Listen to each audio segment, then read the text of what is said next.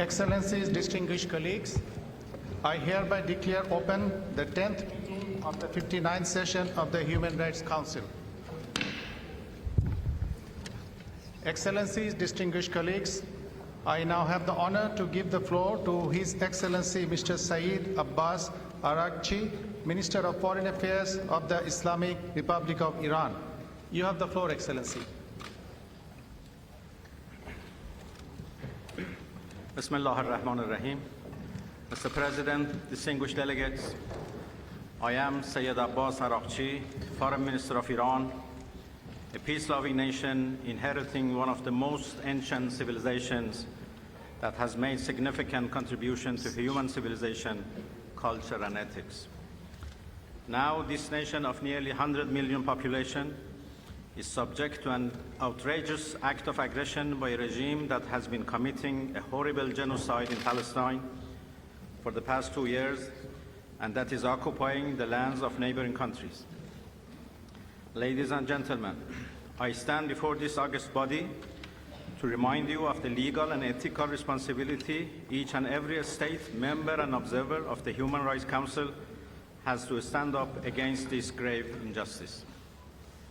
Israel has launched an unprovoked aggression on Iran in a stark violation of Article 2, Paragraph 4 of the Charter, and in bold defiance of all the principles and rules that this Council stands for.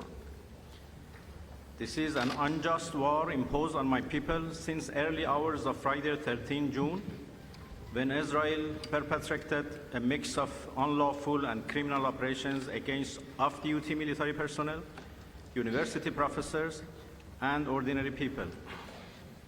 Hundreds of my fellow Iranians have been killed and injured following Israel's surprise armed attacks and terrorist operations on residential areas, public infrastructures, hospitals, health centers, and of course, the Foreign Ministry.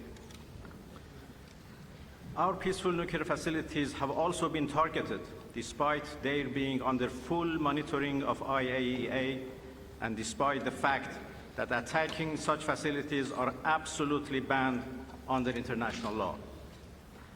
Israel attacks on nuclear facilities are grave war crimes, given also the danger of environmental and health catastrophe as the result of radiological leakage. Mr. President, Iran, a founding member of the United Nations system, rightfully expects each and every one of you to stand for justice, rule of law, and basic tenets of humanity and ethics.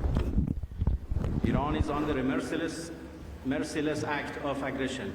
This is crystal clear fact, must not be allowed to be twisted upside down by Israel and its backers. Israel's aggression on Iran cannot and must not be justified by any legal or moral standards. Any justification for this unjust and criminal war would be tantamount to complicity. Iran is defending itself against the barbaric aggression.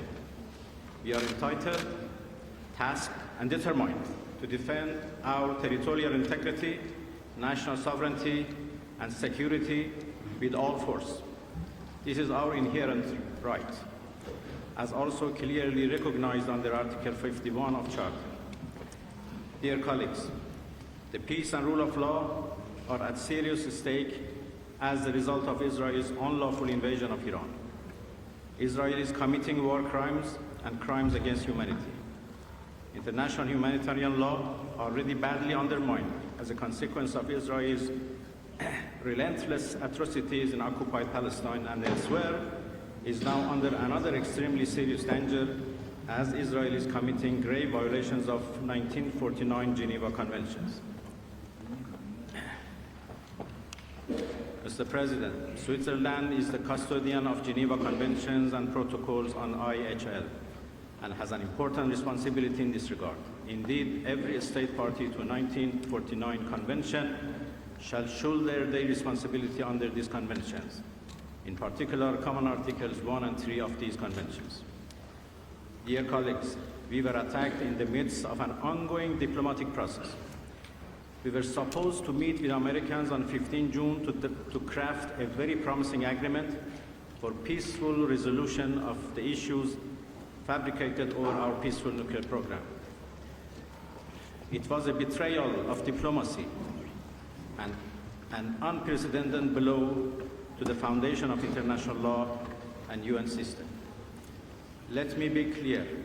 If there is any use of costly systems and mechanisms we have created for the past 80 decades to preserve human rights and dignity, now is the time to do it. We need action now. Otherwise, the whole UN-based international law system would corrode badly.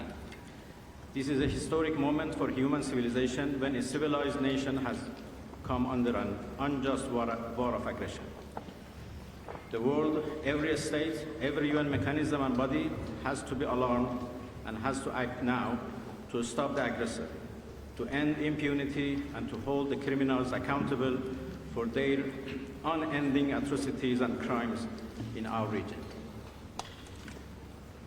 This is a call from someone who has allocated his whole life to dialogue and diplomacy, but who also is a veteran of an imposed war by Saddam regime and knows how to defend his beloved motherland. Thank you so much. Thank you, Excellency.